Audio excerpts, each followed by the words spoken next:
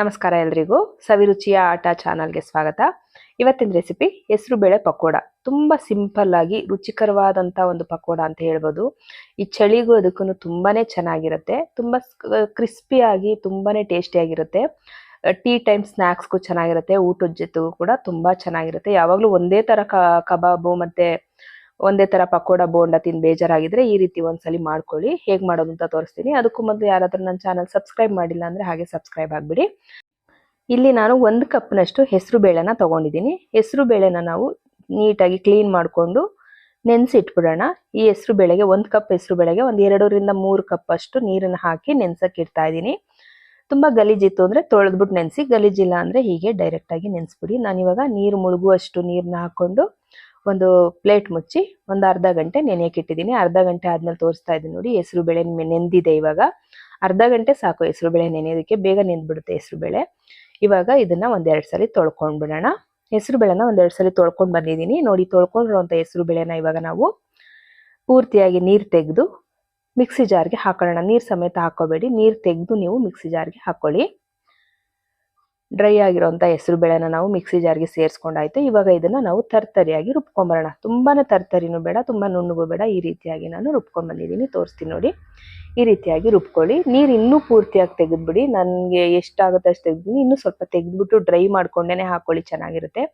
ಇವಾಗ ರುಬ್ಬಿರುವಂಥ ಹೆಸರು ಬೇಳೆನ ಒಂದು ಪಾತ್ರೆಗೆ ಸೇರಿಸ್ಕೊತಾ ಇದ್ದೀನಿ, ಅಂದ್ರೆ ಒಂದು ಬೌಲ್ಗೆ ಸೇರಿಸ್ಕೊಂಡಿದ್ದೀನಿ. ಹೆಸರು ಬೇಳೆನ ರುಬ್ಕೊಂಡಾದ್ಮೇಲೆ ನಾನಿಲ್ಲಿ 2 ಆಲೂಗಡ್ಡೆನ ತುರಿದಿಟ್ಕೊಂಡಿದ್ದೀನಿ. ತುರಿದು ನೀರಲ್ಲಿ ಹಾಕಿ ಇಟ್ಕೊಂಡಿದ್ದೀನಿ. ನಾವು ತುರಿದ್ಬಿಟ್ಟು ಹಾಗೆ ಡ್ರೈ ಆಗಿ ಇಟ್ಬಿಟ್ರೆ ಕಲರ್ ಚೇಂಜ್ ಆಗ್ಬಿಡುತ್ತೆ, ಬ್ಲಾಕ್ ಕಲರ್ ಬಂದ್ಬಿಡುತ್ತೆ ಆಲೂಗಡ್ಡೆ. ಅದರಿಂದ ನಾವೇನ್ ಮಾಡಬೇಕು, ತುರಿದ್ಮೇಲೆ ನೀರಲ್ಲೇ ಇಟ್ಕೊಂಡಿರ್ಬೇಕು. ಇವಾಗ ನೀರಲ್ಲಿ ಇಟ್ಟಿರುವಂತ ಆಲೂಗಡ್ಡೆನ ನೀಟಾಗಿ ನೀರಿಂದ ಹಿಂಡ್ಬಿಟ್ಟು ಹಾಕೊಂಡಿದ್ದೀನಿ. ನೀರನ್ನ ಹಿಂಡ್ಬಿಟ್ಟು ಹಾಕೊಳ್ಳಿ. ಎಷ್ಟಾಗುತ್ತೋ ಅಷ್ಟು ಸಾಧ್ಯವಾದಷ್ಟು ನೀರನ್ನ ಹಿಂಡ್ಬಿಟ್ಟು ತಗೊಳ್ಳಿ. ಮತ್ತೆ 1 ಕಪ್ನಷ್ಟು ಪಾಲಕ್ ಸೊಪ್ಪನ್ನ ಕಟ್ ಮಾಡಿ ಹಾಕೊಂಡಿದ್ದೀನಿ. ಮತ್ತೆ ಒಂದು ದೊಡ್ಡ ಗೆಡ್ಡೆ ಈರುಳ್ಳಿನ ಸಣ್ಣದಾಗಿ ಕಟ್ ಮಾಡಿ ಹಾಕೊಂಡಿದ್ದೀನಿ. 4 ರಿಂದ 5 ಹಸಿ ಮೆಣಸಿನ್ಕಾಯಿ ಕಟ್ ಮಾಡಿ ಹಾಕೊಂಡಿದ್ದೀನಿ. ಮತ್ತೆ ಸ್ವಲ್ಪ ಕೊತ್ತಂಬರಿ ಸೊಪ್ಪು ಕೂಡ ಹಾಕೊಂಡಿದ್ದೀನಿ, ಕಟ್ ಮಾಡ್ಕೊಂಡು ಸಣ್ಣದಾಗಿ. ಮತ್ತೆ ಸ್ವಲ್ಪ ಇದ್ರ ಜೊತೆಗೆ ಕರ್ಬೇವಿನ ಸೊಪ್ಪು ಸ್ವಲ್ಪ ಹಾಕೊಂಡಿದ್ದೀನಿ. ಮತ್ತೆ ಅಚ್ಚ ಖಾರದ ಪುಡಿ ರೆಡ್ ಚಿಲ್ಲಿ ಪೌಡರ್ನ ಹಾಕೊಂಡಿದ್ದೀನಿ, 1.5 ಟೇಬಲ್ ಸ್ಪೂನು. ನಿಮಗೆ ಖಾರ ಎಷ್ಟು ಬೇಕೋ ನೋಡ್ಕೊಂಡು ಹಾಕೊಳ್ಳಿ. ಮತ್ತೆ ಒಂದು 1/4 ಟೀ ಸ್ಪೂನ್ ಅಷ್ಟು ಪೆಪ್ಪರ್ ಪೌಡರ್ನ ಹಾಕೊಂಡಿದ್ದೀನಿ, ಕಾಳು ಮೆಣಸು ಪೌಡ್ರು. ಇದ್ರ ಜೊತೆಗೆ ನಾನು ಅಕ್ಕಿ ಹಿಟ್ಟನ್ನ ಸೇರಿಸ್ತಾ ಇದ್ದೀನಿ. ಮನೆಯಲ್ಲಿ ರೊಟ್ಟಿಗೆಲ್ಲ ಏನು ಉಪಯೋಗಿಸ್ತೀವಿ ನಾವು, ಇದೇ ಅಕ್ಕಿ ಹಿಟ್ಟು 2 ಟೇಬಲ್ ಸ್ಪೂನ್ ಅಷ್ಟು ಸೇರಿಸಿದ್ದೀನಿ. ಅದರಿಂದ ನಾನು ನೀರನ್ನ ಡ್ರೈ ಆಗಿ ತಗೊಳ್ಳಿ. ಅಂದ್ರೆ ಆಲೂಗಡ್ಡೆದು ಪೂರ್ತಿಯಾಗಿ ನೀರು ಹಿಂಡ್ಬಿಟ್ಟು ತಗೊಂಡ್ರೆ ಹೆಸರು ಬೇಳೆದು ಕೂಡ ನೀರು ಇಲ್ಲದೆ ನಾವು ರುಬ್ಕೊಂಡಾಗ ನಮಗೆ ಜಾಸ್ತಿ ಅಕ್ಕಿ ಹಿಟ್ಟು ಅವಶ್ಯಕತೆ ಇರಲ್ಲ. ಅದರಿಂದ ಆದಷ್ಟು ಡ್ರೈ ಆಗಿ ನಾವು ಹೆಸರು ಬೇಳೆ ಮತ್ತೆ ಆಲೂಗಡ್ಡೆನ ತಗೋಬೇಕಾಗುತ್ತೆ. ಇವಾಗ ಅಕ್ಕಿ ಹಿಟ್ಟು ಹಾಕೊಂಡ್ಮೇಲೆ ಜೊತೆಗೆ ಉಪ್ಪು ಕೂಡ ಹಾಕೊಂಡಿದ್ದೀನಿ. ಉಪ್ಪು ನಾನು ಹೇಳದ್ ಮತ್ತೆ ಉಪ್ಪು ಕೂಡ ಹಾಕೊಂಡಿದ್ದೀನಿ. ಉಪ್ಪು ಮತ್ತೆ ಅಕ್ಕಿ ಹಿಟ್ಟು ಎಲ್ಲ ಹಾಕೊಂಡು ಚೆನ್ನಾಗಿ ಕಲ್ಸ್ಕೋಬೇಕು ನೋಡಿ. ಈ ರೀತಿಯಾಗಿ ಬರಬೇಕು, ಇಷ್ಟು ಹದವಾಗಿ ನಮಗೆ ಬರಬೇಕು. ತುಂಬಾ ತೆಳ್ಳಗಾಗ್ಬಿಟ್ರೆ ಅಕ್ಕಿ ಹಿಟ್ಟು ಜಾಸ್ತಿ ಹಾಕೋಬೇಕಾಗುತ್ತೆ, ಅವಾಗ ಪಕೋಡ ಚೆನ್ನಾಗಿರಲ್ಲ. ಇವಾಗ ನೋಡ್ಕೊಂಡು ನಾವು ಈ ಹದವಾಗಿ ಕಲ್ಸಿಟ್ಕೊಳ್ಳೋಣ. ಇಷ್ಟು ಕಲ್ಸ್ಕೊಂಡಾದ್ಮೇಲೆ ಒಂದು 5 ನಿಮಿಷ, ಟೈಮ್ ಇದ್ರೆ ನಿಮ್ಗೆ 5 ನಿಮಿಷ ಬಿಡಿ, ಇಲ್ಲ ಅಂದ್ರೆ ಬೇಡ. ಸಣ್ಣ ಸಣ್ಣ ಉಂಡೆಗಳಾಗಿ ಮಾಡ್ಕೊಂಬಿಡೋಣ. ಎಣ್ಣೆ ಕೂಡ ಕಾಯಕ್ಕೆ ಇಟ್ಕೋಬೇಕಾಗುತ್ತೆ. ಇವಾಗ ಸಣ್ಣ ಸಣ್ಣ ಉಂಡೆಗಳನ್ನಾಗಿ ಮಾಡ್ಕೊಂಡು ನಾನು ಒಂದು 5-6 ಉಂಡೆಗಳನ್ನ ಮಾಡ್ಕೋತೀನಿ. ಮಾಡ್ಕೊಂಡಾದ್ಮೇಲೆ ನಾವಿಲ್ಲಿ ಇದನ್ನ ಸೈಡ್ಗೆ ಎತ್ತಿಟ್ಕೊಂಡ್ಬಿಟ್ಟು ಎಣ್ಣೆನ ಬಿಸಿಗಿಡೋಣ. ಒಂದು ಸ್ಟವ್ ಹಚ್ಕೊಂಡು ಒಂದು ಪಾತ್ರೆ ಇಟ್ಕೊಳ್ಳೋಣ, ಅಂದ್ರೆ ಬಾಣಲೆ ಇಟ್ಕೊಳ್ಳೋಣ. ಬಾಣಲೆಗೆ ನಾವು ಒಂದು ಅರ್ಧ ಲೀಟ್ರಷ್ಟು ಎಣ್ಣೆನ ಇಲ್ಲಿ ಹಾಕ್ತಾ ಇದ್ದೀವಿ. ಅರ್ಧ ಲೀಟ್ರ್ ಎಣ್ಣೆ ಹಾಕಿದ್ರೆ ಸಾಕಾಗುತ್ತೆ. ಸ್ವಲ್ಪ ಚಿಕ್ಕದೇ ಬಾಣಲೆ ಇಟ್ಕೊಂಡ್ರೆ ನಮ್ಗೆ ಅರ್ಧ ಲೀಟ್ರ್ ಎಣ್ಣೆ ಹಾಕಿದ್ರು ಇದು ಮುಳುಗುವಷ್ಟು, ಪಕೋಡ ಮುಳುಗುವಷ್ಟು ಎಣ್ಣೆ ನಮಗೆ ಸಾಕಾಗುತ್ತೆ.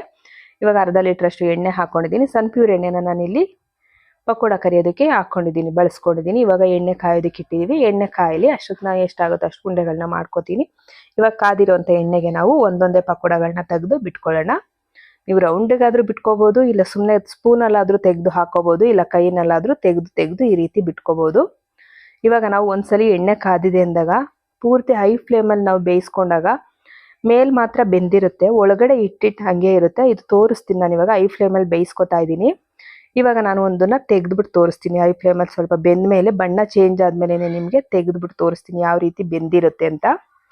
ಇವಾಗ ಈ ರೀತಿ ಹಾಕೊಂಡ್ಮೇಲೆ ನಾವು ಎಣ್ಣೆಗೆ ಇದನ್ನ ಒಂದು 3 ರಿಂದ 4-5 ಸರಿ ಈ ರೀತಿಯಾಗಿ ತಿರುಗಿಸ್ತಾ ಇರಬೇಕು. ಅಂದ್ರೆ 2 ಸೈಡನ್ನು ತಿರುಗಿಸ್ಕೊಂಡು ಮಗುಚ್ಕೊಂಡು ಹಾಕ್ತಾ ಇರಬೇಕು. ಈ ರೀತಿಯಾಗಿ ಸ್ವಲ್ಪ ಎಣ್ಣೆ ಅಲ್ವಾ, ಹುಷಾರು, ಕೈ ಸುಟ್ಕೊಂಡಿರ ನೋಡ್ಕೊಂಡು ಮಾಡ್ಕೊಳ್ಳಿ. ಈ ರೀತಿಯಾಗಿ ತಿರುಗಿಸ್ಕೊತಾ ಇದ್ದೀನಿ. ಇವಾಗ ನೋಡೋದಕ್ಕೆ ಬೆಂದಿರೋ ತರ ಕಾಣ್ತಾ ಇದೆ ನಮ್ಗೆ, ಅಂದ್ರೆ ಇವಾಗ ಪಕೋಡ ಬೆಂದಿದೆ ಅನ್ನೋ ತರ ನಮ್ಗೆ ಕಾಣಿಸ್ತಾ ಇದೆ. ಈಗ ಮೊದ್ಲು ಹಾಕಿರೋ ಒಂದು ಪಕೋಡನ ತೆಗೆದು ತೋರಿಸ್ತೀನಿ ನೋಡಿ. ನಮ್ ಕಣ್ಗೆ ಇವಾಗ ಏನ ಅನ್ಸುತ್ತೆ ಇದು ಅಂದ್ರೆ ಬೆಂದ್ಬಿಟ್ಟಿದೆ ಅಂತ ಅನ್ಸುತ್ತೆ. ಅದು ತೆಗೆದು ನಿಮ್ಗೆ ಕಟ್ ಮಾಡಿ ತೋರಿಸ್ತೀನಿ ನೋಡಿ. ಇವಾಗ ನೋಡಿ ಒಳಗಡೆ ಬೆಂದಿಲ್ಲ, ಹಿಟ್ಟಿಟ್ಟು ಥರನೇ ಇದೆ. ಹೊರಗಡೆ ಮಾತ್ರ ಬೆಂದಿರೋ ಥರ ಇದೆ, ಒಳಗಡೆ ಹಿಟ್ಟಿಟ್ಟು ಥರನೇ ಇದೆ. ಅದರಿಂದ ನಾವೇನು ಮಾಡಬೇಕು, ಮೀಡಿಯಂ ಫ್ಲೇಮಲ್ಲಿ ಇಟ್ಕೊಂಡು ಬೇಯಿಸ್ಕೋಬೇಕು. ಎಣ್ಣೆಗೆ ಒಂದ್ಸಲಿ ನಾವು ಪಕೋಡನೆಲ್ಲ ಹಾಕಿದ್ಮೇಲೆ ಮೀಡಿಯಂ ಫ್ಲೇಮಲ್ಲಿ ಇಟ್ಕೊಂಡು ಬೇಯಿಸ್ಕೊಂಡಾಗ ಒಳಗಡೆ ಎಲ್ಲ ಚೆನ್ನಾಗಿ ಬೆಂದಿರುತ್ತೆ. ಹೊರಗಡೆ ಹೇಗೆ ಬೆಂದಿರುತ್ತೋ ಅದೇ ಥರ ಒಳಗಡೆ ಕೂಡ ಬೆಂದಿರುತ್ತೆ. ನಾವು ಹೈ ಫ್ಲೇಮಲ್ಲಿ ಬೇಯಿಸ್ಕೊಂಡ್ಬಿಟ್ಟಾಗ ಕಲರ್ ಮಾತ್ರ ಚೇಂಜ್ ಆಗುತ್ತೆ, ಆದರೆ ಒಳಗಡೆ ಹಿಟ್ಟಿಟ್ಟಾಗೇ ಇರುತ್ತೆ. ಅದರಿಂದ ನೋಡಿಕೊಂಡು ನಾವು ಪಕೋಡ ಬೋಂಡ ಏನೇ ಮಾಡಿದ್ರು ಹೈ ಫ್ಲೇಮಲ್ಲಿ ಇದ್ದಾಗ ನಾವೆಲ್ಲದನ್ನು ಎಣ್ಣೆಗೆ ಹಾಕ್ಕೊಂಡಾದ್ಮೇಲೆ ಮೀಡಿಯಂ ಫ್ಲೇಮಲ್ಲಿ ನಾವು ಬೇಯಿಸ್ಕೋಬೇಕಾಗುತ್ತೆ. ಈ ರೀತಿ ನಿಧಾನಕ್ಕೆ ಎಲ್ಲದು ನಾನು ಪಕೋಡನ ಬೇಯಿಸ್ಕೊಂಡಿದ್ದೀನಿ. ನೋಡಿ ಪಕೋಡ ರೆಡಿ ಆಯಿತು. ನಾನಿಲ್ಲಿ ಟೀ ಟೈಮ್ ಮಾಡ್ಕೊಂಡಿದ್ದೀನಿ. ತುಂಬ ಚೆನ್ನಾಗಾಗಿದೆ, ತುಂಬ ಕ್ರಿಸ್ಪಿಯಾಗಿ ಕೂಡ ಆಗಿದೆ. ಆಲೂಗಡ್ಡೆ ತುರಿದು ಹಾಕಿರೋದ್ರಿಂದ, ಮತ್ತು ಅದ್ರ ಜೊತೆಗೆ ಪಾಲಕ್ ಸೊಪ್ಪಿದೆ, ತುಂಬಾ ಚೆನ್ನಾಗಿದೆ. ಪಾಲಕ್ ಸೊಪ್ಪೆಲ್ಲ ತುಂಬ ಚೆನ್ನಾಗಿ ಕಾಣಿಸ್ತಾ ಇದೆ.